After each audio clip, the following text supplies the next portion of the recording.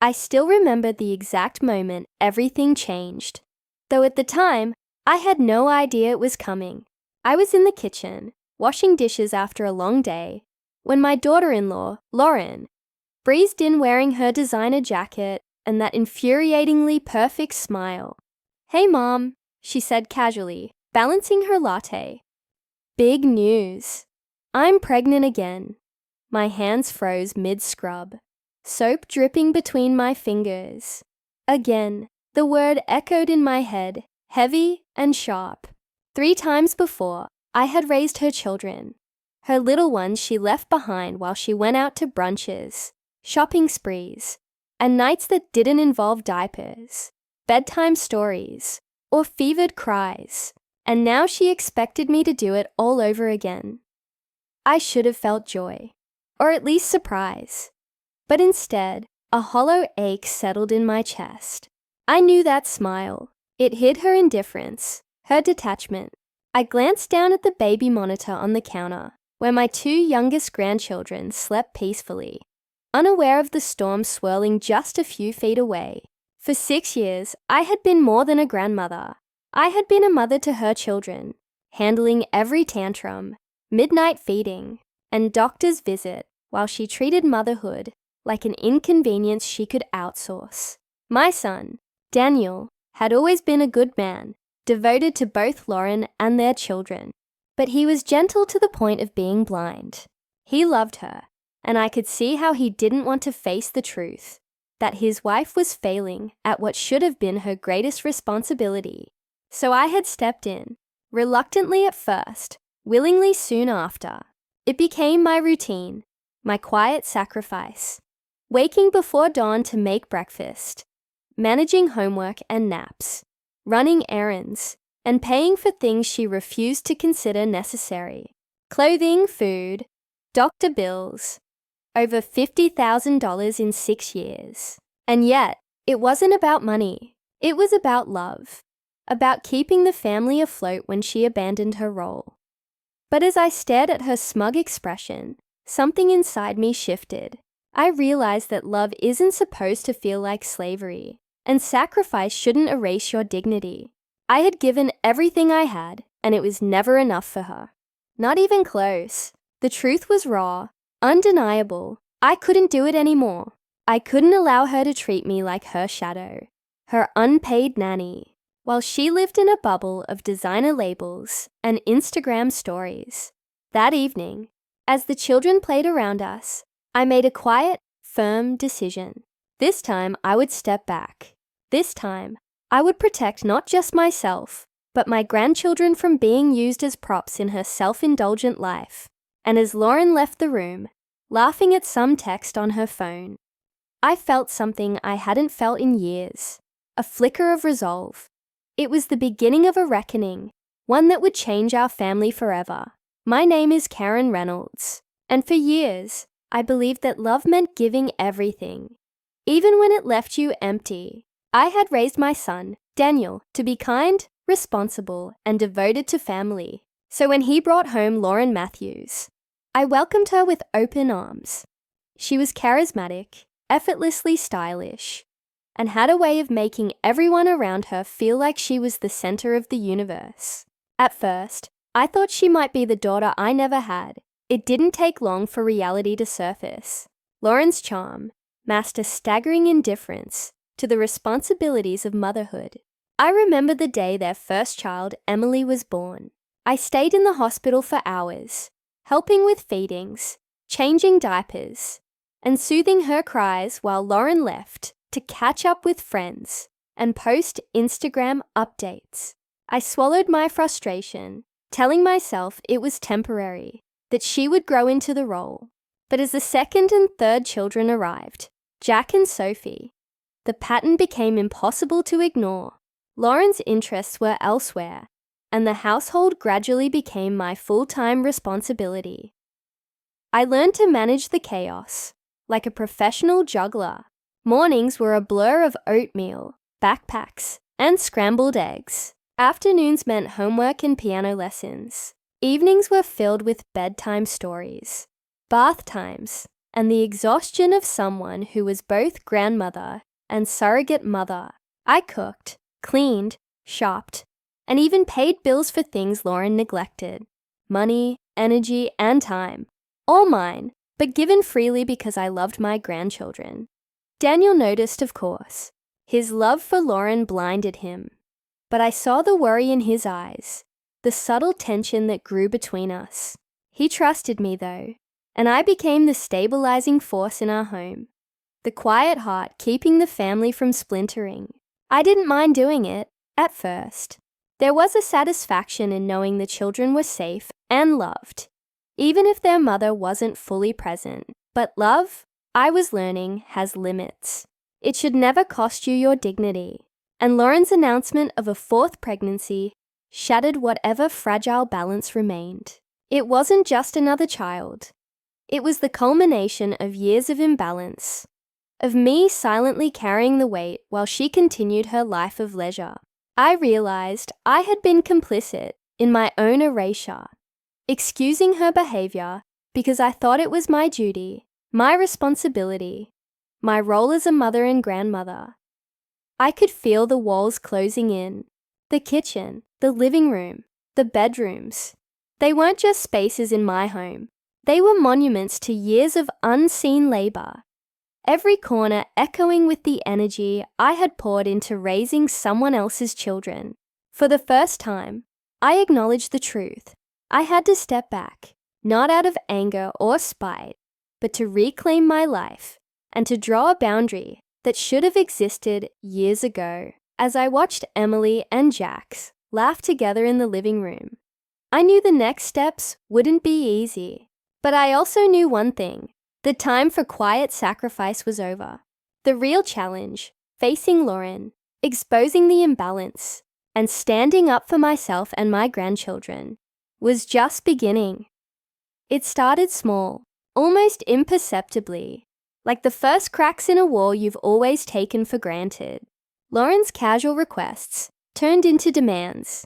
She expected me to handle every detail of her fourth pregnancy, prenatal appointments, nursery setup, meals, even the grocery runs, while she floated through her life as if none of it required effort.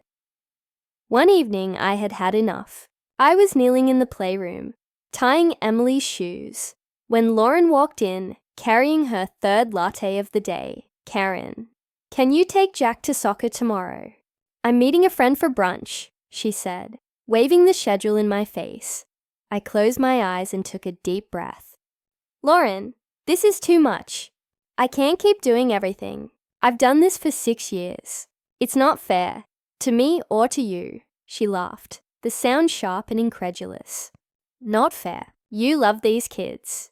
Don't act like you're a martyr. The words stung, but it wasn't the first time I had been dismissed. I stood up, folding my arms. Love isn't supposed to feel like slavery. I'm not their mother, you are, and it's time you started acting like it. Her eyes narrowed, and for the first time, I saw real anger. You're overstepping. I could call your son, and he'd... I don't need anyone's permission to set a boundary, I interrupted. My voice was firm, unwavering. I've been the one paying bills, raising children, and keeping this family together, while you've treated motherhood like a hobby. I'm done. For a moment, she stared at me like I had grown a second head. Then she stormed out, slamming the door behind her.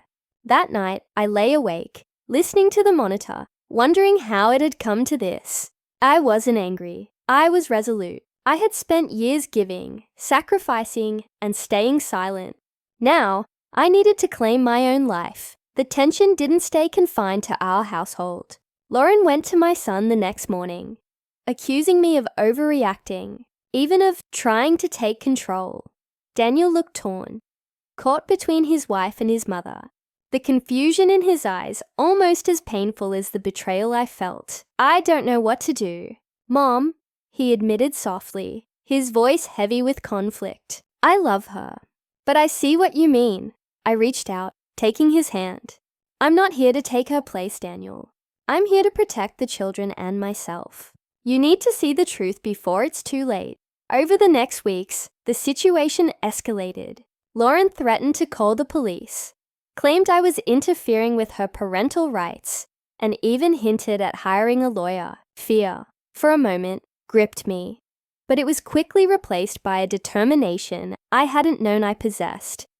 I started gathering evidence, receipts, bank statements, doctor's bills, anything that proved the years I had poured into her children.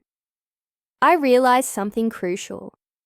This wasn't just about me anymore. This was about the children who deserved consistent care, love, and stability, and about reclaiming my voice in a family where it had been silenced for too long. And as I looked around the house, at the tiny footprints and scattered toys that had come to define my life, I knew one thing: the reckoning was inevitable. The confrontation came on a quiet Sunday afternoon, a day that should have been ordinary, but instead became the turning point in our family. Lauren had invited her parents over, unaware that I had spent weeks preparing. I had gathered every scrap of evidence, bank statements, receipts, medical bills, grocery tabs, proof that for 6 years I had carried the weight of her children's lives, while she treated motherhood like an accessory. I remember the moment she walked into the living room, her confident smile faltering as she saw the papers laid out on the coffee table. "Karen, what is all this?" she asked, her voice tight. I took a deep breath, steadying myself. "Lauren, this is the truth. The children's lives, their needs. I've taken care of them when you weren't here. I've spent tens of thousands of dollars, countless hours, and all of my energy raising them. And it's time everyone knew." Her parents exchanged stunned glances. Daniel, sitting on the sofa, stared at me as if seeing his mother and wife for the first time at the same time. "Mom, you did all this?" he whispered, disbelief and awe mixing in his voice. Lauren's face went pale, then flushed. You're lying," she sputtered, reaching for her phone as if to call for backup. I held up a hand. "Check the records. Look at the receipts, the bills, the bank statements. The truth doesn't need me to defend it. It's right here." Her father's voice shook. "Lauren, is this true?" She opened her mouth, but no words came. For years, she had hidden a savings account, money untouched, while I paid for everything: the children's clothes, doctor visits, groceries. And now the evidence of her indifference was irrefutable. The room was silent, heavy with realization. Daniel leaned forward, his hand covering his face. "Lauren, how could you?" Lauren's anger dissolved into desperation. I didn't mean, but it was too late. The truth had broken through the illusion she had created. She was forced to acknowledge her negligence, the life she had neglected, and the financial and emotional cost of leaving me to raise her children alone. The quiet, invisible labor I had poured into this family for years was finally visible, undeniable, and undeniable to all. In that moment, I felt a strange mixture of relief and sorrow. Relief that the truth was out, and sorrow for the family fracture it revealed. But even as Lauren's facade crumbled, I knew I had acted not out of vengeance, but out of necessity. For the first time in years, I was not invisible. I had reclaimed my dignity.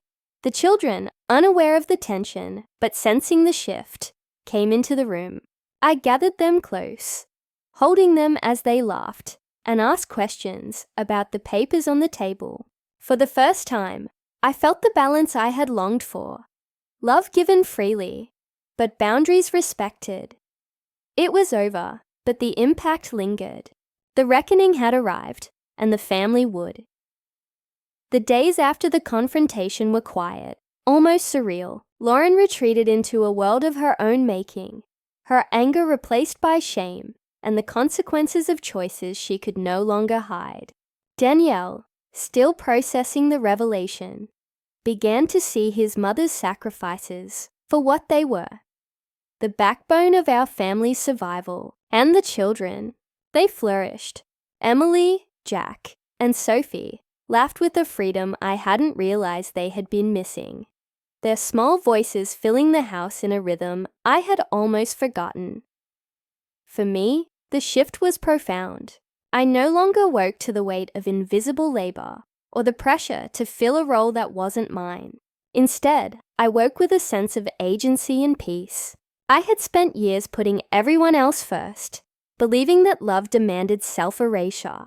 But I learned that love without boundaries becomes a cage, and sacrifice without acknowledgement erodes the soul. I still cared for my grandchildren, of course. My heart remained bound to theirs in ways that were instinctual and enduring. But now, I did it on my terms.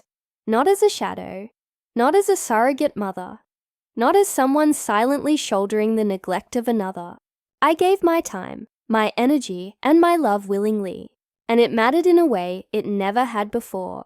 Because it was acknowledged and respected, Daniel and I began rebuilding our relationship with Lauren in small, cautious ways, guided not by fear or resentment, but by necessity and love for the children. Boundaries were established, responsibilities clarified, and slowly, a fragile balance emerged. I realized that family isn't just about proximity or blood. It's about accountability, effort, and mutual respect. And me, I discovered something I had forgotten I could feel. Pride. Pride in standing up, in speaking my truth, in refusing to be erased any longer. Pride in showing my grandchildren that love is not passive. Love is not slavery. Love is deliberate, protective, and sometimes requires courage that feels uncomfortable but is undeniably necessary. Sometimes, in the quiet of the kitchen, I sit alone, listening to the house settle, thinking of all the years I spent in the shadows and all the years ahead that I would now live with purpose. I know the path forward will still have challenges, but I am ready. I am no longer invisible. I am seen. I am heard. And I am finally living with dignity intact. And as I watch my grandchildren play, hear their laughter, and witness their small triumphs, I understand this. The measure of love isn't how much you give unquestioningly. It's how wisely, fiercely, and fully you choose to give it, while protecting the heart that beats inside you. The reckoning changed us all. It was painful, messy, and necessary. But in the end, it taught me that love is never lost when it is given with courage and boundaries, and that even the hardest truths can lead to healing, growth, and unexpected freedom.